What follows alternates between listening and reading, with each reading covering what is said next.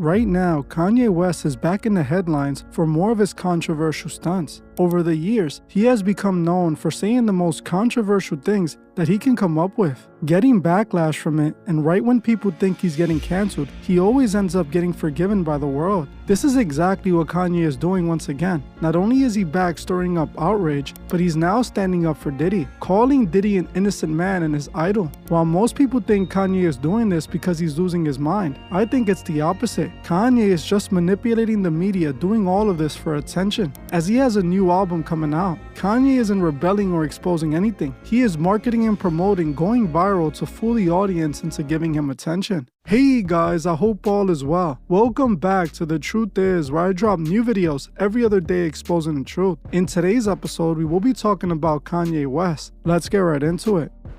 Kanye is back, and he's up to his old shenanigans. Right now, his name is plastered all over headlines. He again went on a wild rant on Twitter and also pulled one of his famous controversial stunts at the Grammys. Today, we're gonna break this all down. Conveniently, Kanye is stirring up controversy right as he's getting ready to drop a new album. His new album, Bully, will be dropping soon, so you know Kanye has to market it some way, somehow. The best way to do this is by saying some things that are gonna piss people off. This way, you can get every single media outlet to put your name on the headlines for free. Essentially free marketing for Kanye, who no longer is signed to a major label that has millions of dollars for marketing. Kanye is only being controversial for attention, not because he's standing up for something, but because he wants you to stream his music and buy his products, to continue to hand him money. Recently, Kanye showed up to the Grammy Awards uninvited and pulled a stunt that sends shockwaves through the internet. He made it to the Grammys red carpet, accompanied by his wife Bianca Censori. While posing for pictures on the red carpet, Kanye seems to whisper something into Bianca's ear, and out of nowhere, she removes a coat she had on, exposing her see-through dress, which didn't conceal any of her privates. She then proceeded to pose for photos before security approached them and escorted them out as they weren't invited. Once this hit the blogs and the internet picked up on it,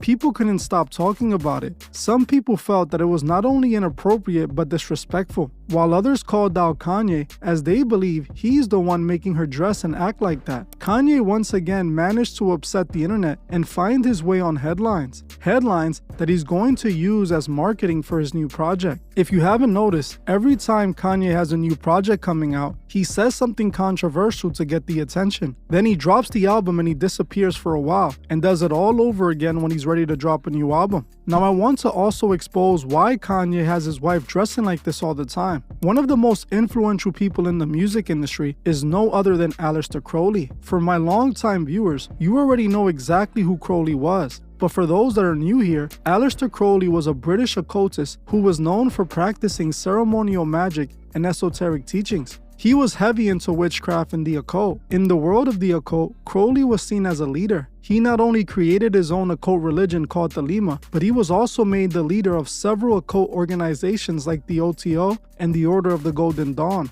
a Freemason cult for 33rd degree members and higher. Crowley gained a massive following in the arts world, especially in music. Many artists like the Beatles, David Bowie, Jay-Z, Ab-Soul, and even Kanye West were inspired by Aleister Crowley. They saw Crowley as an artist who had no boundaries, the ultimate rebel, and this is why the Beatles featured Crowley on their album cover for Sgt. Pepper's. It was also why David Bowie made several songs dedicated to Crowley and the Order of the Golden Dawn. Also why Ab-Soul made an entire album, Do What Thou Wilt, dedicated to Aleister Crowley. Discovered the name of the album was the saying, Do What Thou Wilt. Which brought me to Aleister Crowley. Correct. And you know who Aleister Crowley is, absolutely, right? And he was a magician, a poet, and he was also linked to Satanism, in ways. And so, what made you decide? What does that mean to you? Made you decide to name your project that? Well, you know what? You're the first one to bring up the Satanism, and I'm so glad that you did, because you know it's all church with me. Yeah. Know that. So, Do What Thou Wilt immediately sounds like free will. Aleister Crowley has been influential throughout music and entertainment and ideology and philosophy. The album is based on that quote, "Do what thou wilt," which is in the book, one of his books, the Book of the Law. And why Jay-Z made the Run This Town song and music video and wear a hoodie with Aleister Crowley's Creole on it, "Do What Thou Wilt." It's also the reason why Kanye wore the giant Horus chain in his music video for Power. Horus is one of the main gods in Crowley's religion, Thelema. In fact, Crowley claims that Horus himself sent a messenger to him that dictated the Thelema religion. Aleister Crowley is the most influential man in Hollywood and in the music industry. Now, the reason I bring this all up is because it's connected to the reason why Kanye had Bianca displaying herself like that. Kanye believes that Bianca is his Scarlet Woman. In Thelema, Crowley declared his female lovers his Scarlet Woman, which is supposed to embody the spirit of the whore of Babylon spoken about in the Bible. Whatever women Crowley fell in love with, he would declare them his Scarlet Women, implying that they were channeling the whore of Babylon and used them for all types of occult rituals. Thelema is an occult sex religion that practices a form of magic called sex magic. In the religion, there is a female high priestess who, during what's called the Gnostic Mass, exposes herself to all the members of the cult, while the high priest leading the ceremony performs intimate acts on her and the rest of the members watch. Bianca is Kanye's Scarlet Woman, and it's the reason why he's presenting her the way he is. This is why Kanye had her do this stunt at the Grammys. For the public, which would be the exoteric reason, it was just to draw up controversy. But for the initiated, the esoteric reason, this was to present his wife as his Scarlet Woman. These people in Hollywood are all a part of this hidden religion, and they always hide signs of this in what they do. While Kanye might act like he's against the industry, he's still deep in the world of the occult. He is just like all the rest of the artists, just a puppet, but he is given the role of controlled opposition, someone that people would follow and think he's against the industry,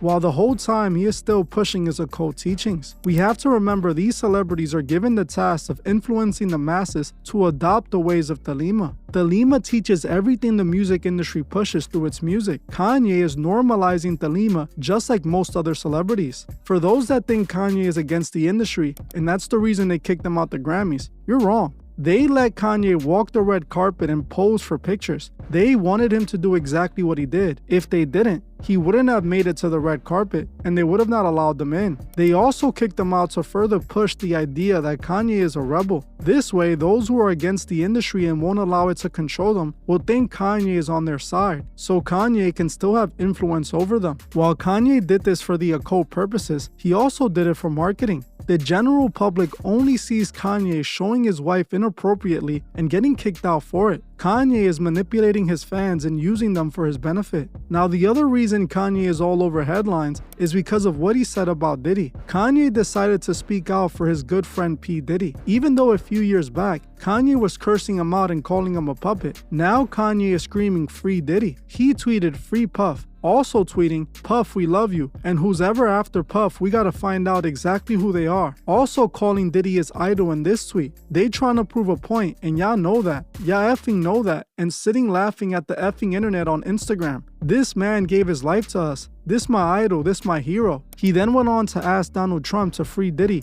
writing, "Donald Trump, please free my brother Puff." He then proceeds to promote a Sean John shirt and tells his fans to buy it. Kanye knows exactly what to say to get people talking. Nothing Kanye is doing is to go against the system, but to fatten his pockets. Kanye knows Diddy is the most controversial person right now. By defending him, he's absorbing some of his attention. He knows Diddy is guilty, and honestly, Kanye is guilty himself. Right now, Kanye is being sued by his own former personal assistant. Lauren Piscatata sued Kanye for several reasons. Mainly now she is suing Kanye for SA after she alleged Kanye sedated her in a studio session that no other than Diddy was in attendance. Lauren called out Kanye for trying to get in her pants the entire time she was working for him. She believed Kanye was trying to force a relationship between them. Now, I know some of you might not see Lauren as a victim, but she is. Kanye is a powerful rich man, and just like Diddy, he uses that power to get what he wants.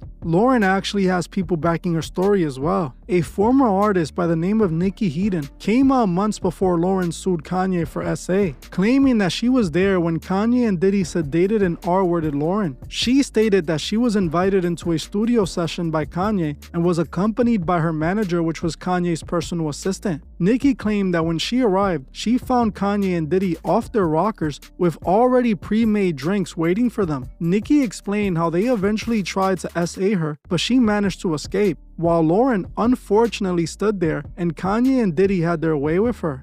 I got a call one day and it's like, hey, like Kanye wants you to come to the studio. And we were just like what? Like Kanye knows who I am? Like what? This is crazy. So we go. And this happens like multiple times. Like you can find it if you go back and find headlines, you'll find proof of it. Like we were working with Kanye. We got a call. It was late. We were living in LA. And we get a call and it's like, hey, like Ye wants you to come to the studio. And we're like, cool. Like why? And he's like, he wants to work on music. And we're like, that's great. And so we go. And it's like somewhere in LA, some studio we've never been to before. And we show up and walk in. And it's we're there to work on music, right? Like that's why I'm here. And we walk in and it's Kanye and it's Diddy. And, you know, a couple of people that we know, men, you know, an executive that worked with Kanye, Kanye's engineer, and Kanye's cousin. We walk in and we're like, okay, cool. And it's immediately I was like, there's something not right. There's something not right about this. Because we walk in and there's 9 other women and Kanye and Diddy are already like out of their mind, just like completely drunk, but probably something else. And we're like, okay, but like we were invited as artists. Like maybe these girls are gonna leave and we're gonna work on music. Like let's just walk in and just, yeah. Immediately I felt like there was something weird. You know, there's always drinks, there's always, you know, the vodka and the mixer is just like sitting on the table, but we walk in and immediately, and Diddy hands me a drink, Kanye hands Lauren a drink, and we're like, that's weird. Like, why are they serving us?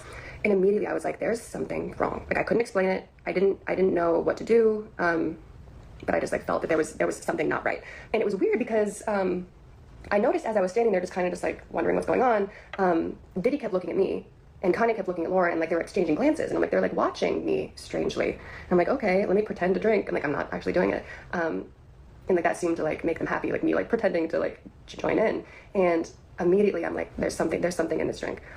And I didn't know what to do. And I like, my manager was like across the room, but like close enough, but like not next to me. So I couldn't like whisper to her. But I went to tell her, I'm like, hey, don't drink this. There's something wrong with this. But I couldn't. So I reach for my phone and I start to type and Kanye takes the phone out of my hand and he's like, who are you texting? Like, you don't need to text anyone. Like, we're having a party. And I was like, okay. And he like puts it on one of the speakers. Now what do I do? Like, I don't know what to do. And I see my manager take a sip and I'm like, now what do I do? And then I see her take another sip, 2 sips out of this little vodka cranberry cup. And I'm like, oh, what do I do? 2 sips and I watch her face flush. And all of a sudden, like I look over and she's speaking really loud and like making jokes and I'm like, whoa, like this isn't her. Like she doesn't make jokes. She's terrified of people. Like she doesn't even talk. And I was like, it's already hitting her. Like 100%. I just knew that the drinks were all laced with something. And all of a sudden she like dismisses the studio host. She's like, you can leave. And I'm like, oh my God, like what's going on? And the girls file out. They go to like a different studio or they go somewhere. And I'm like, I have to do something. I have to do something. What do I do? And I go to get my phone where Kanye put it on one of the speakers, and as I'm going to get it, I turn and my manager's walking out, and I'm like, no, like where are you going? And she's like, it's fine, I'm just going to the bathroom. And I was like, no, stay. And she's like, it's right there, I'm just gonna go to the bathroom. And I was like, okay. And she walks out, and all of a sudden I realize that I'm in the studio. The music's low, the lights are dim, but you can still like see everything. And I realize that I'm in the studio with Diddy and Kanye, and they're both off it. And there's 3 other men, an executive that works with Kanye, his engineer, and his cousin, and alone. And I realized all of a sudden that Kanye and Diddy have realized that I'm the only girl in the room. and they start coming towards me, and they're like, don't you want to take your clothes off? Like, it's so hot in here. And I'm like, no, fine. I'm fine like this. And they're like, it's just us. Like, we're all just friends. Like, let us just, like, see, like, how you look. And I'm like, okay, I'm fine. And like, I still haven't gotten scared yet, you know? Like, I'm still like, this is a bad situation. I'm creeped out, but like, there's no reason to panic. There's other men here. So they're coming towards me, and I'm like, okay, I don't know where my manager is. I don't know where anyone is. And they're coming towards me more, and they're trying to like take my clothes off. And I'm like at that point where I'm like, this is not good, but I'm like still trying to like play it off. Just like, stop, you guys are stupid. Like, get out of here. Like, don't touch me. But scared. Okay, now it's back. Okay, so let me just get to the point. So they start trying, like, they're like pawing at me. Like, they're both drunk, probably on something else. And I start to get a little bit apprehensive because I'm pretty much like backed up against the wall. Like, there's only one exit and I'm pressed up against this door. And I'm still not completely terrified yet, but I'm like, you guys stop, like, stop. And they're getting to the point where they have like ripped my shirt off. And like, I'm like almost fully exposed at this point. And they're both coming at me. And I'm like, you guys, like, seriously, this isn't funny anymore. And I look to my left where his executive is. Like, we know him pretty well. Like, we've been around him a lot. He's literally 3 feet away from me. Like, if I reached and he reached too, like we could touch, like he's that close. And I look and I'm like, hey, like I give that look where I'm just like, come on, like step in, like this isn't cool, like you're a grown man, like you're like 50 years old, I know you have a family, like you know this isn't right, like do something. And this is the part that for as long as I live, I will never forget. It isn't actually the aspect of being assaulted, that's not what haunts me. It's this. It's as these two grown men were pawing at me, trying to take my clothes off, I look over to this man asking for help, and I literally mouth the word help. And we lock eyes. And he looks away. I'm like, okay, there's still two more men in the room. And I look to his engineer next, who's sitting right next to him. And I know that he's married, and he just had a little baby girl. And I'm like, okay, he's gonna do something. And I look at him next, and I'm like, okay, like, do something, say something, do anything. And he looks down at his phone and starts texting. And then I was like, oh, fuck. I look at Kanye's cousin next, and I'm like, do something. And he spins his chair around. And that's when that, like, gut-wrenching fear set in. No one is saving me tonight. No one's gonna do anything. And that's when I was truly scared. At this point, they had ripped my shirt off, and they were trying to get my pants off. And I realized that I was completely alone. And I closed my eyes for a second, and I was like, God help me. What do I do? And as my eyes were closed, this is gonna sound weird, because I bet a lot of you are wondering, like, how to get out of this situation. My eyes were closed, and I prayed, and I said, God help me, what do I do? And it was like clear as day. I heard this in my head, and it didn't make any sense. I heard, go towards them. And I was like, great, the one time I asked God for help, Satan answers, because why would I go towards these two who are assaulting me? And then all of a sudden it clicked. My back was up against the glass wall. I could not go any further back. That was the only exit. He said, go towards them. They were already drunk off there. So I lunged forward. I stepped forward, and it like threw them off balance. Like, they were like, oh, you know, and like they stepped back at least 1.5 feet. And the moment that they did, I reached behind my back, I pulled the door, and I slipped out, grabbing my clothes. And I ran across the hall, across this corridor, and I hid inside of an empty studio that was black.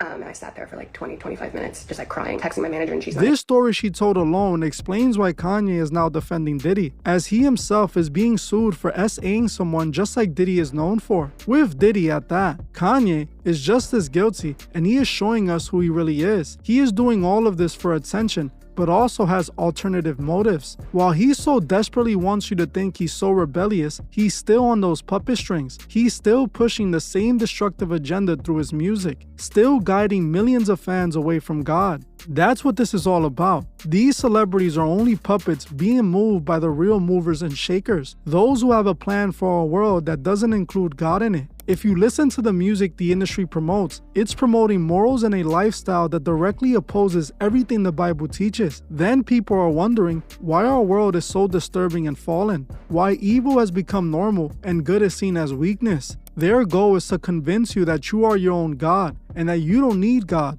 This is a way for them to rebel against God and in their minds prove to God that Lucifer was right. But the irony is, we can see how wrong Lucifer was by looking at what our world has turned into. People are lost and confused and full of hate, just like expected when you separate yourself from God's grace. Look at our world and tell me what you see. I see a world heading to a burning end with these celebrities leading the way. Do not let Kanye or any of these celebrities fool you. Remember, every day we wake up, our souls are at stake. We must help those who can't see the truth find the truth. Well, I'm gonna end this one here. I want to thank you all for watching, and I'll see you guys in the next one.